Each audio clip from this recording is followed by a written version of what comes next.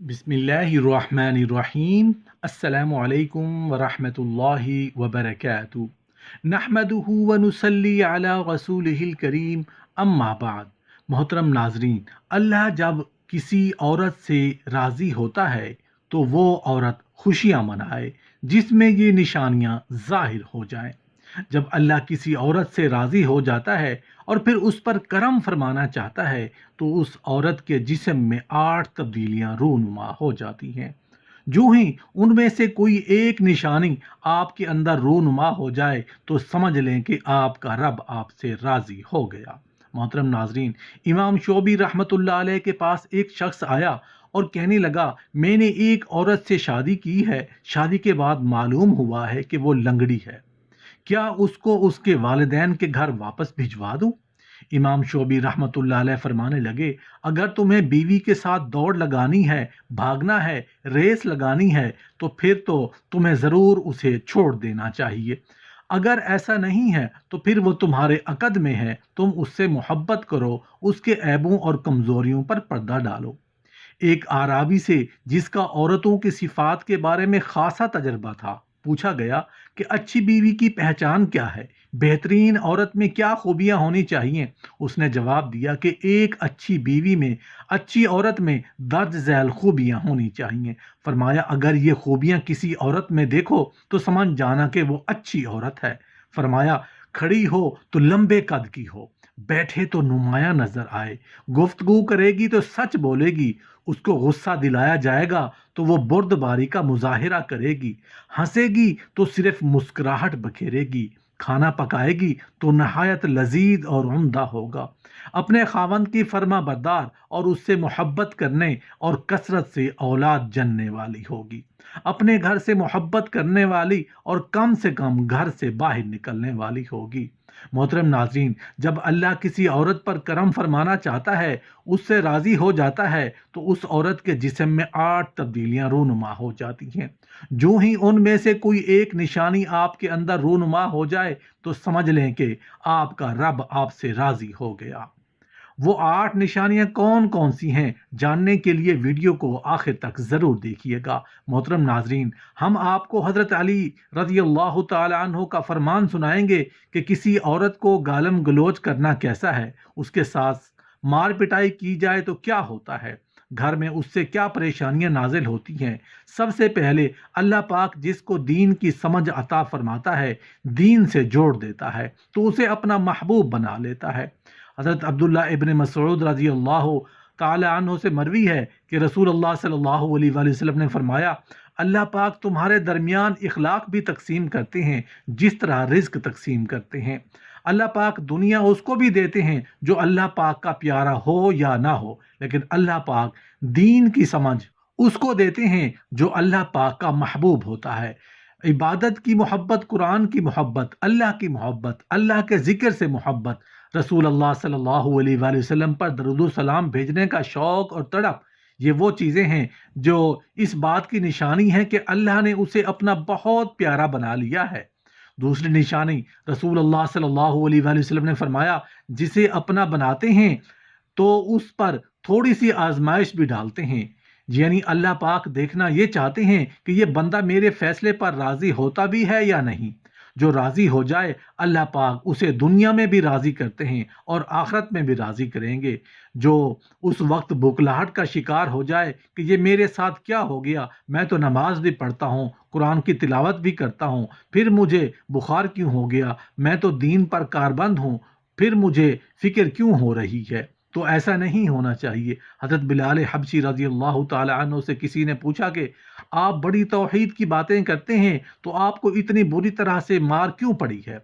तो आपने फरमाया, तुम भी तो बाजार जाकर बर्तन खरीदने से पहले उसे बजाकर देखते हो कि मट्टी सही तरह से लगी है या नहीं। बस अल्लाह ने भी मुझे आजमाया था। उसके बाद यही वो गुलाम था जिसका रंग भी काला था, होंठ मोटे मोटे थे, जिसके बारे में अल्लाह के प्यारे रसूल सल्लल्लाहु अलैहि वसल्लम फरमाते हैं कि जब मैं जन्नत में जा रहा था, जब मुझे मेराज की सैर करवाई गई तो मेरे आगे आगे किसी के चलने की आहट सुनाई दी। मैंने हजरत जिब्राईल अलैहिस्सलाम से पूछा कि ये कौन है। जवाब मिला, ये बिलाल हबशी है। رسول اللہ صلی اللہ علیہ وسلم جب واپس آ گئے تو حضرت بلال رضی اللہ تعالی عنہ سے پوچھا کہ تم کون سا عمل کرتے ہو؟ تو حضرت بلال رضی اللہ تعالی عنہ نے فرمایا کہ آپ ہی نے تو فرمایا تھا کہ ہر وقت باوضو رہنا، تو میں ہر وقت وضو کی حالت میں رہتا ہوں، اور جب بھی وضو ہوتا ہوں بے وضو ہوتا ہوں تو اسی وقت نیا وضو کر لیتا ہوں، اور جب وضو کرتا ہوں تو 2 رکعت نماز بھی پڑھ لیتا ہوں۔ چلتے زمین پر ہیں اور قدموں کی آہٹ جنت میں سنائی دیتی ہے۔ تو آزمائش اللہ پاک کی محبت کی دوسری نشانی ہے۔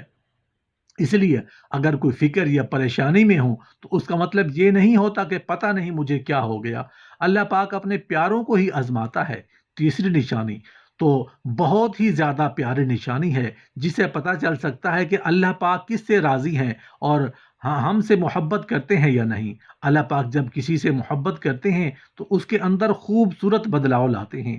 حدیث میں آتا ہے کہ اللہ پاک جب کسی سے محبت کرتے ہیں تو حضرت جبرائیل علیہ السلام سے فرماتے ہیں اس کے بعد آسمانوں میں زلزلہ آ جاتا ہے، جس کی وجہ سے سارے فرشتے بے ہوش ہو جاتے ہیں، اور پھر جب اللہ کے حکم سے سب ہوش میں آتے ہیں تو سب سے پہلے حضرت جبرائیل علیہ السلام کو اجازت ہوتی ہے، تو حضرت جبرائیل علیہ السلام سوال کرتے ہیں کہ ہمارے رب نے کیا فرمایا ہے، اور اس کے بعد خود ہی کہتے ہیں کہ اللہ پاک نے جو بھی فرمایا ہوگا وہ حق فرمایا ہوگا۔ پھر اللہ فرماتے ہیں کہ جبرائیل میں نے آج اس بندے کو اپنا محبوب بنا لیا، تم بھی اسے اپنا محبوب بناؤ۔ حضرت جبرائیل علیہ السلام بھی اس بندے سے محبت کرنے لگتے ہیں۔ پھر حضرت جبرائیل علیہ السلام کو حکم ہوتا ہے کہ آسمان کے تمام فرشتوں کو خبر دے دو یہ اللہ کا پیارا بن چکا ہے۔ حضرت جبرائیل علیہ السلام آسمان سے تمام فرشتے اور تمام نورانی مخلوقات بھی اس سے محبت کرنے لگ جاتے ہیں۔ آسمان کے کھربوں فرشتے اس سے محبت کرنے لگتے ہیں۔ پھر ایک فرشتہ آسمان سے دنیا میں آتا ہے اور اعلان کرتا ہے کہ اے لوگو، فلاں شخص اللہ کا محبوب ہے۔ حضرت جبرائیل علیہ السلام اور آسمانوں کی تمام نوری مخلوقات اس سے محبت کرتی ہے، تم بھی اس سے محبت کرو، اور پھر دنیا والوں کے دلوں میں اللہ پاک اس بندے کی محبت ڈالتا ہے۔ تو اس لیے دنیا میں وہ کام ضرور کرو جس کے کرنے سے اللہ پاک ہم سے راضی ہو جائے، ہمیں اپنا محبوب بنا لے، انشاءاللہ دنیا اور آخرت میں کامیاب ہو جاؤ گے۔ حضرت عبداللہ ابن عباس رضی اللہ تعالی عنہ فرماتے ہیں جب نیکیاں قبول ہو جاتی ہیں تو انسان کے جسم میں یہ 5 نشانیاں ظاہر ہوتی ہیں۔ نمبر 1، جب انسان کی نیکی قبول ہو جاتی ہے تو اس کے چہرے پر عجیب سی رونق آ جاتی ہے، یعنی وہ انسان دنیا کے سامنے اپنی خوشی کا اظہار اپنی مسکراہٹ اور بشاشت کے ساتھ کرتا ہے، ہر وقت خوش رہتا ہے، بلکہ یوں لگتا ہے کہ اس دنیا میں اس سے زیادہ سکون اور وقار والا کوئی اور نہیں ہے، لگتا ہے کہ جیسے اسے دنیا کا کوئی غم ہی نہ ہو۔ یہ خوشی ہر ایک کو نصیب نہیں ہوتی۔ نمبر 2، اس کا دل روشن ہو جاتا ہے، یعنی وہ ہر وقت اللہ کے وعدوں پر امید رکھتا ہے، اس کے پاس کچھ ہو یا نہ ہو لیکن اس کے دل میں اتنی خوشی ہوتی ہے کہ اس کو کوئی پرواہ نہیں ہوتی۔ اور یہ یاد رکھنا کہ انسان امیر مال سے نہیں بنتا بلکہ امیر ہمیشہ دل سے بنتا ہے۔